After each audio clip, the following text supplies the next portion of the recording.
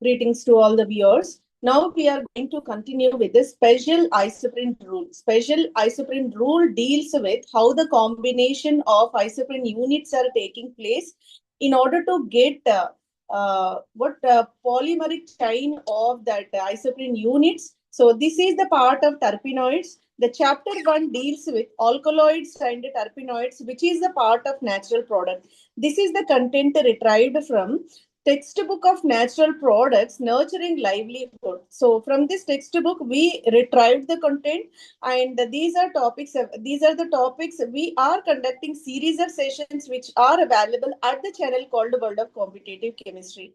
Not only this one, whatever kind of examination point of view chemistry in terms of bit to bit exam bits exam tips will be provided over there, and also conceptual representation in the elaborated manner provided at the channel called World of Competitive Chemistry. If you subscribe and continue with the channel World of Competitive Chemistry, you can achieve the master in chemistry, so in terms of a preparative point of view and also for the examination point of view. Let me continue with the special isoprene rule. The special isoprene rule is a helpful shortcut in the organic chemistry which used to predict a major product in certain addition reactions involving conjugated dienes. In general, isoprene units are combining in different manner, head to tail manner, one to one manner, four to four manner. All these possibilities will be there. All those are concerned with respect to isoprene rule. Here is the another distinctive topic called a special isoprene rule. Generally, terpenes are made by the isoprene rule only. Special isoprene rule is a kind of exceptional condition. So at that condition only we can apply this one. Special isoprene rule is helpful shortcut in the organic chemistry predicting how the major product formation is possible by the addition of these isoprene units. Isoprene meant for 2-methyl 1,3 butadiene it will be. What is isoprene? 2-methyl 1,3 butadiene is called isoprene, where the conjugation of double bonds are located for this molecule, right? So here is the molecule. You can notice the 2-methyl 1,3 butadiene. This is a starting material for the manufacturing of all the terpenes. It is the fundamental unit for the fabrication of terpenoid moieties. Special isoprene rule can be manifested over there. Unsymmetrical reagents whenever we are utilizing hydrohalic acid in concern hydrobromic acid. So there is a formation of isoprenes in the form of special isoprene rule is possible. Hydrobromic acid to be taken into the consideration in the presence of this mineral acid. Special isoprene rule taken into the consideration for the terpene formation. The hydrogen in the form of protium H positive attaches in a way that forms the most stable carbocation. Then the nucleophile bromide attacks over that 1,3 butadiene, 2-methyl 1,3 butadiene, so that nucleophilic attack followed by isoprene unit combination taking place in terms of special isoprene rule. Key idea for this will be the rule is based on carbocation stability. In general, tertiary carbocations are more stable in concern with secondary, and least is given for the primary carbocations. This is the way special isoprene rule will be operated. So, during the reaction, protonation happens at the carbon that leads to the most stable carbocation intermediate, right? So wherever more stable carbocation origination is possible, tertiary carbocation, right? Obviously, tertiary will be more stable. That is the reason why H plus will be added in concern with the more stable carbocation formation is the driving force for this special isoprene rule. Example, addition of HBr to the isoprene either 1,2 addition or 1,4 addition carried, right? So if you consider 1,2 and 1,4 addition of hydrobromic acid to this isoprene molecule, HBr to be added at this double bonded carbon atom, that addition it will be being unsaturated bonds always participate in the addition reactions in general. That is the reason why here the olefinic double bond added with a proton H positive leaving a bromide ion that bromide ion will be the a kind of another fragment which to be added in the next step, right? So that H positive will be added on the terminal carbon atom, and you can achieve the carbocation. This is one possibility. Or else it will participate in the resonance, so that here this terminal carbocation will be originated. So this is the way both the possibilities you can have. Whenever these two possibilities are there, here is the secondary carbocation, here is the primary carbocation. So secondary carbocation, if added with the bromine, so that is the part of 1,2 addition reaction. You can achieve this bromination at the position number 3. Or else, if the conjugation taking place, resonating stabilization taking place within the molecule, primary carbocation will be originated. Bromide will be added at the terminal carbon atom, so that you can achieve the product 1,4 addition, and the eventual product will be 1 bromo, 2 methyl, 2 butene will be the final product. This is the way 1,2 and 1,4 addition taking place in between um, HBr formation. So this is the kind of condition you can notice. And using the special isoprene rule, H plus adds to the form more stable allylic carbocation, right? So allylic carbocation obviously higher stable. This is the way allylic carbocation origination is generated in the special isoprene rule. Bromide can attack different position, either position number 3 or its position number 1 can be attached with this bromide ion. This explains why you often get both the products but different ratios depending on the conditions like temperature, kinetics, and thermodynamics as well. So here that how the product formation that is governed by temperature, kinetics versus thermodynamic conditions. All these are important parameters in the special isoprene rule. Temperature effect, right? So temperature plays a vital role in the special isoprene rule. 1,2 addition predominated where the low temperature conditions are operated. That product is the kind of kinetically stabilized, kinetically controlled one. 1,4 addition taking place at the higher temperature conditions, and that is thermodynamically controlled condition, that is a more stable one. Obviously, lower temperature product formation 1,2 addition will be the faster reaction, whereas high temperature operated 1,4 addition is a stable product. This is the way temperature plays a role in order to decide whether it is a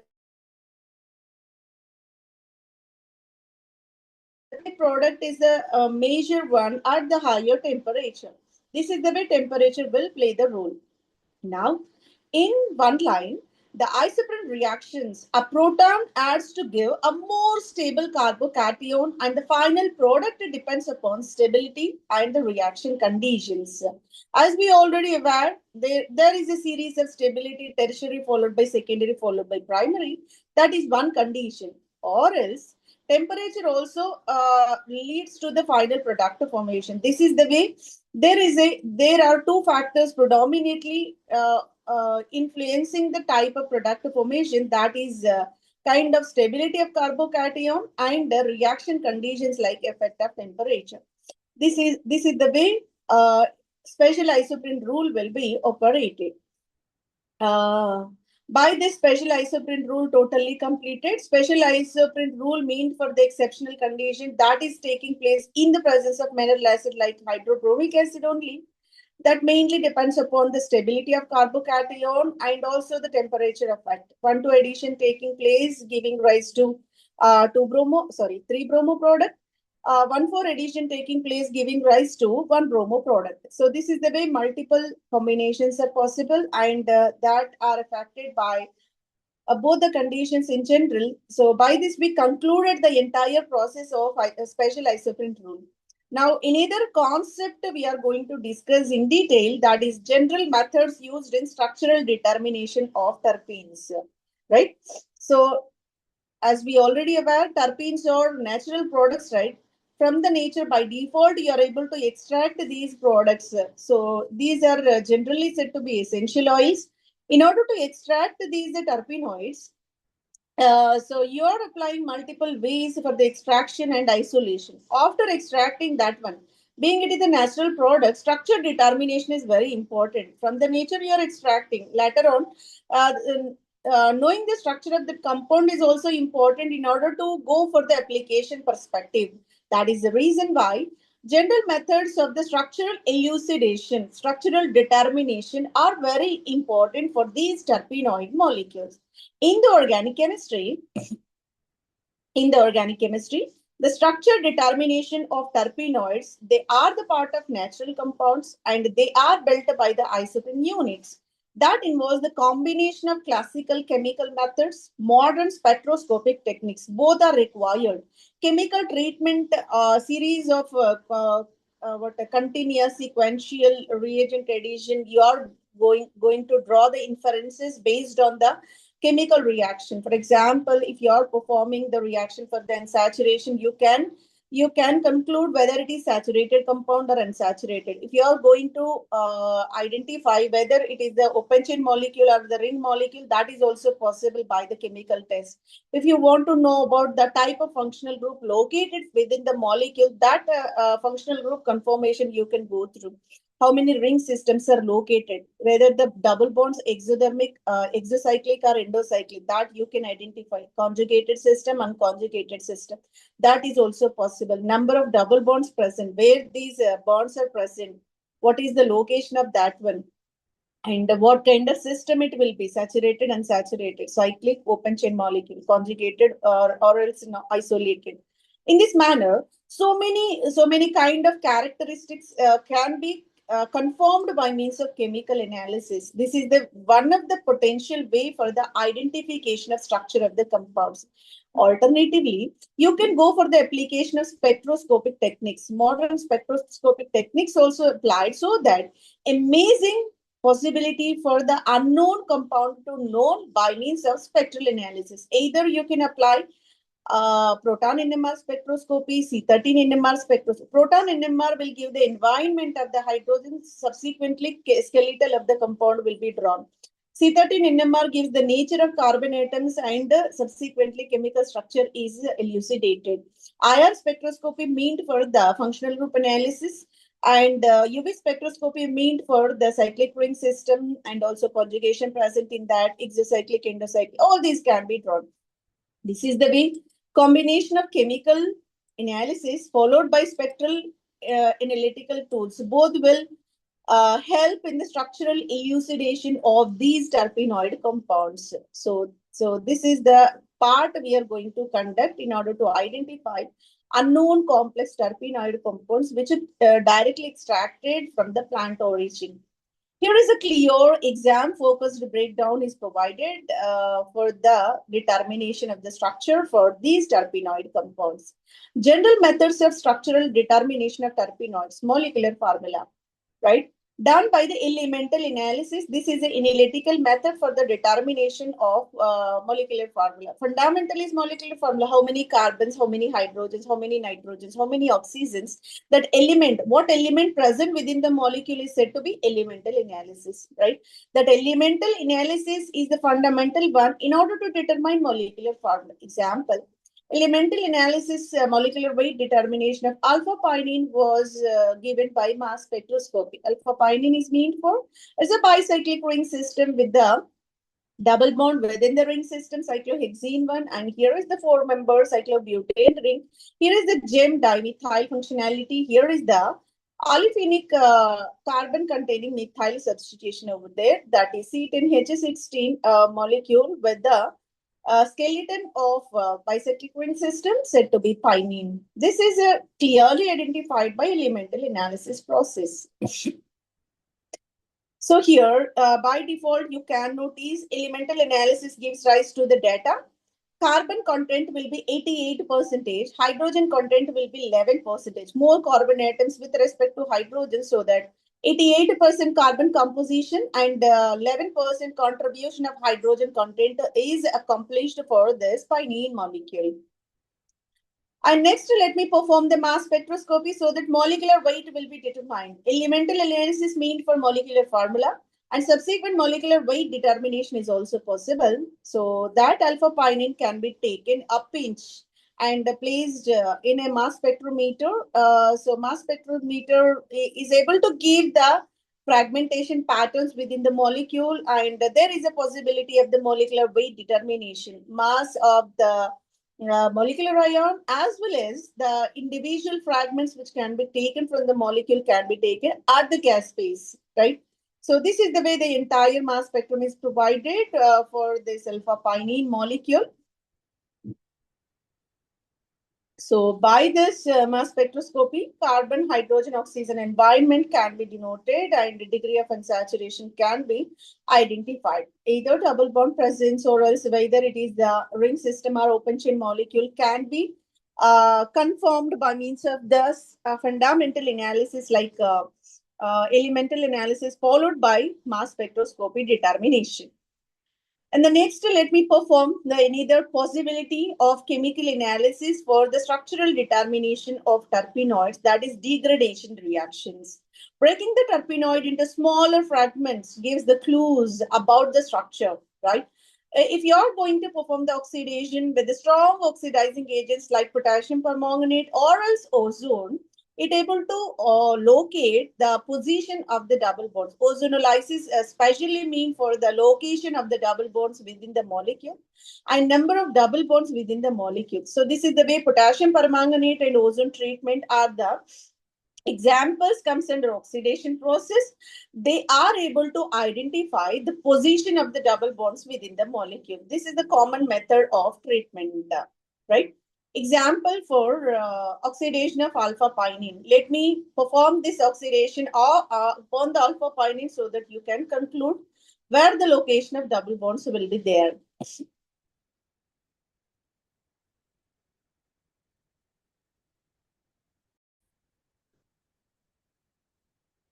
Protein will be taken, can be treated with potassium permanganate under alkaline conditions, and you are going to apply 0 degrees centigrade so that the entire molecule will be open, cleavage of the molecule taking place because of the camenophore strong oxidizing agent, so that ring opening reaction taking place. Wherever double bond is present, that is converted into a kind of one-sided ketonic functionality, being there is a methyl substitution.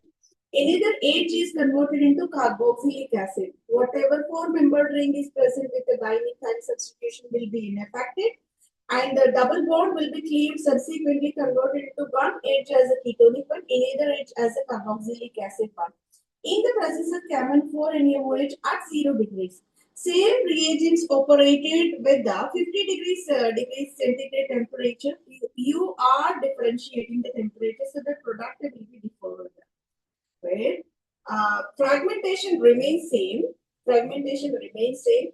One of the carbon obviously ketonic one. Another H2 carbonated partially oxidized, not complete oxidation. You can manifest controlled oxidation. It will be controlled oxidation giving rise to one-step oxidation, giving aldehyde as the terminal oxidized fragment. Here you can note at 0 degrees complete oxidation. You can notice the carboxylic acid.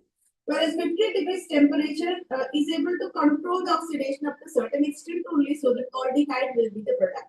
This is the way camphor alkaline condition at various temperatures will cleave the bond, double bond cleavage, so that will be fragmented. You can locate the position of double bond within the molecule, right? By retrosynthesis, you can combine these two carbon fragments so that you can locate the double bond. This is a simple way for location of double bond within the organic compound.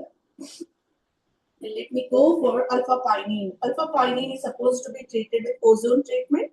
O3 will be the ozone. That ozone will be operated at the double bond. Simply double bond will be cleaved. One of the carbon will be attached with the ketonic functionality as a camphor.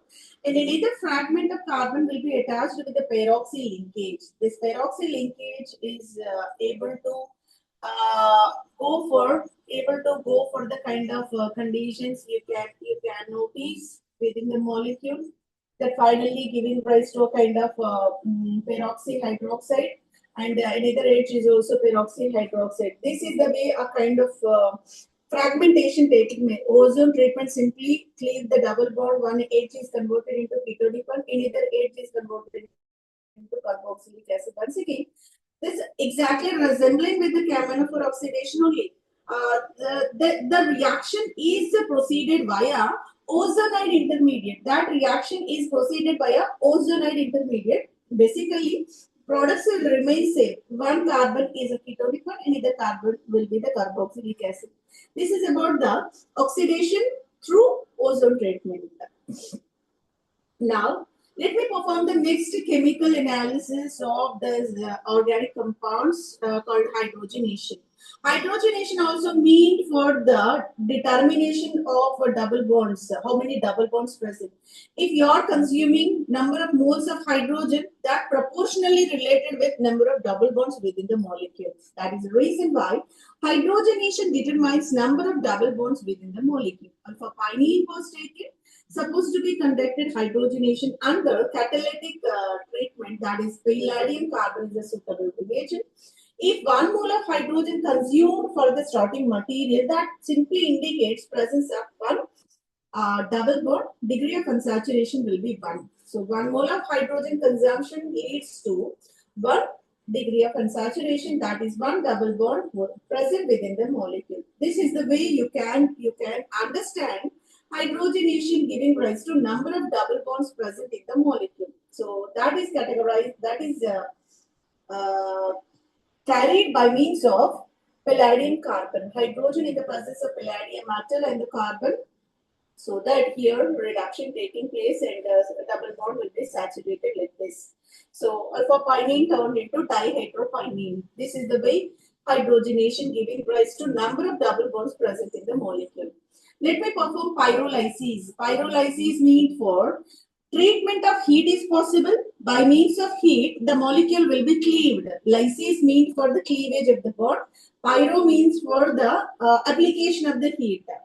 Heat if applied, so if the molecule is cleaved, that is called a pyrolysis, right? Breaking of the molecule into identifiable fragments in the presence of heat is called a pyrolysis. Again, we are performing pyrolysis for the same molecule called alpha pinene. Alpha pinene is initially heated. Whenever heating is possible, obviously, a bridgehead annular system will be opened, and that will be converted into a kind of a side branch like this. So this bridgehead cyclic system will be opened, and that open chain molecule will be generated over there. Later on, you may go for the continuation of heating taking place within the molecule, so that initially you can locate one annular system. Later on heating, there is a possibility of cleavage with the bond in between these two, so that ring structure is converted into open chain molecule as well. And another possibility will be location of double bonds, either this 1-3 position like this, or else 2-4 positions also possible. This is able to give the conjugation, more stability. So this is how pyrolysis is performed in the various manner, giving rise to various fragments, so that you can identify, you can get the particular idea about what skeleton it can. Pyrolysis means for the skeletal structure of the compound, what skeleton it belongs to. That inference you can draw by means of pyrolysis process, right? So this is the way heat treatment can be operated. Carbon skeleton can be reduced. Understanding the carbon skeleton is possible by means of this analysis by means of heat treatment. Isoprene rule. Isoprene rule is also called as Balak rule.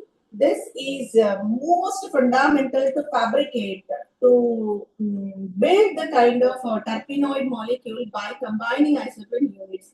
How bricks are framed in such a manner, giving rise to a kind of a building. The same manner, isoprene units are combined, giving rise to a terpene. This is the way isoprene rule will be operated. Number of isoprene units, if present in the molecule, can be determined, and how they are going to be connected, what kind of patterns of connection also determined by means of this isoprene rule. As we already aware about isoprene rule, let me give the brief discussion, what we can say. It is the kind of revision of isoprene. Earlier session, we already completed this isoprene group.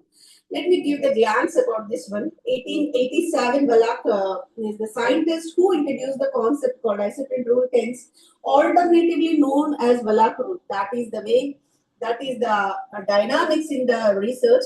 Whoever invented, whoever discharged their efforts for the identification of new theory, new concept, new criteria, new pattern.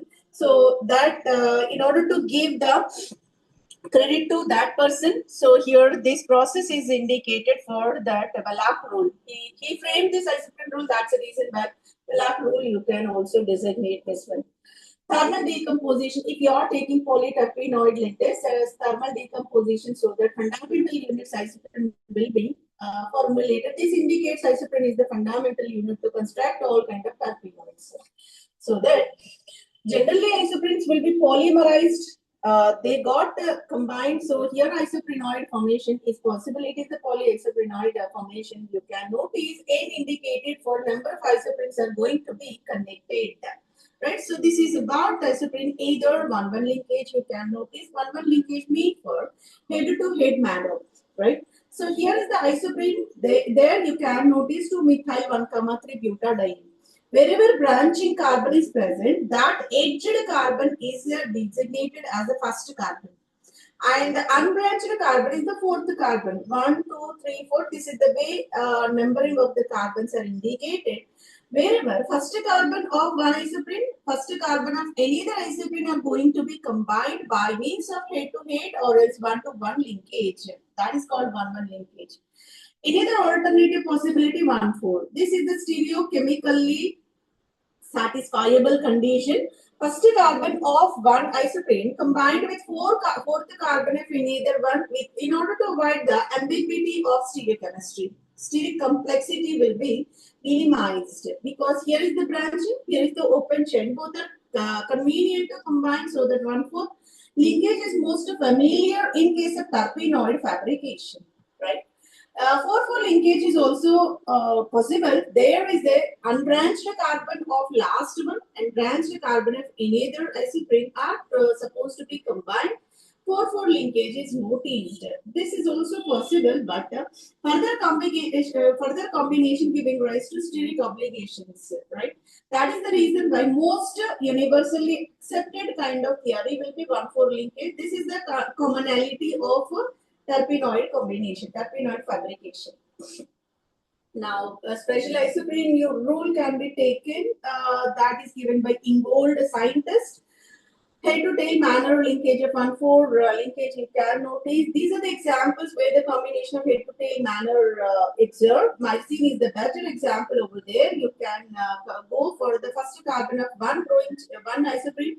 Fourth carbon of another isoprene are supposed to be combined in a mycene, and retinol is another example. You can look at conjugation within the molecule. 1,4 linkage, 1,4 linkage is possible. Limonene is another example. Here 1,4 linkage you can notice. All this comes under this 1,4 linkage head-to-tail manner of combination. This is the way a linkage you can determine by means of chemical analysis. Next is about functional group identification. In order to determine the presence of alcohol, sodium glucose test. Glucose test is distinguishing factor for the alcohol determination. Wherever alcohol is located, if you are treating with glucose, simply concentrated hydrochloric acid is the reagent for the glucose test, where hydroxyl is transformed into chloro compound. I'm taking the starting material geraniol extracted from rose oil, and here is the terminal hydroxyl can be treated with concentrated hydrochloric acid, termed designated as a glucose reagent. Chlorinated product will be generated. This is the way functional group identification. If chloro compound is formed, that specifies a starting material is incorporated with the hydroxyl functionality. Conformation test it will be. If aldehyde or ketone present, the most common functional group test will be Tollens and Fellings test, right? Tollens is generally regarded as ammonical silver nitrate. It is a distinguishing factor for the identification of aldehydes. That identifies aldehydes will give the test, ketones will not be. Carbonyl functionality will be determined terpenoid. In specific, aldehydes will be conformed by tolerance reagent. Aldehyde able to being tolerance reagent is a mild oxidizing agent. Only go for the specific oxidation of aldehyde, leaving ketones unaffected. That's the reason why aldehyde will be transformed into silver salt of carboxylate. And citrol, if taken, being it is a aldehydic functionality, terpenoid compound, and it will be transformed into a silver salt of citrol, silver salt of carboxylic acid. This is the way tolerance test is performed to identify the aldehyde present. If silver mirror is formed, that confirms that aldehyde is present within the molecule, because silver mirror is generated due to silver metal deposition. Failing solution. Again, citrol will be treated with failing reagent. Failing reagent is termed as alkaline copper sulfate sodium potassium carbonate. These two reagents together designated as Fehling's reagent. Alkaline copper sulfate and sodium potassium tartrate. Combinedly, Fehling's reagent aldehyde will be transformed into carboxylic acid only. Wherever copper sulfate is there, cuprous oxide formation, brick red color precipitate generated within the test tube. That indicates there is a aldehyde present within the molecule. If aldehyde present, then only after addition of Fehling's reagent and heating, you can observe the brick red color precipitate. That indicates there is a aldehydic functionality. Fehling test also distinguishing factor for aldehyde from ketone. Carboxylic acid. If you want to understand carboxylic acid whether present in the molecule or not, pinch of compound terpenoid can be taken into the test tube, added with sodium bicarbonate and simply heated. Effervescence is present within the test tube, that indicates carbon dioxide bubbles elevated that evolved within the reaction, that indicates carboxylic acid is present within the molecule. I'm taking geraniol. Geraniol is a molecule where hydroxyl is there. Sodium bicarbonate treated sodium salt of geraniol will be originated, and the carbonic acid is the byproduct over there. So this is the way carboxylic acid. Carboxylic acid is present within the molecule. Sodium bicarbonate test. Sodium bicarbonate, if added and heated, carbon dioxide bubbles will be evolved on the top of that test tube. That indicates carboxylic acid is there within the molecule. This is the distinguishing test for carboxylic acid. Continuation of functional group analysis is possible in the next session. Hopefully, this is really informative for your preparation. The people who are thirst and most enthusiastic about the chemistry preparation, the session will be very much helpful, and you can definitely get the informative content at the channel called World of Competitive Chemistry. If you are preparing for any competitive examination or else any examination point of view, any kind of examination or else research context also, the kind of sessions are very much helpful. Thank you very much for your patient listening. Thank you.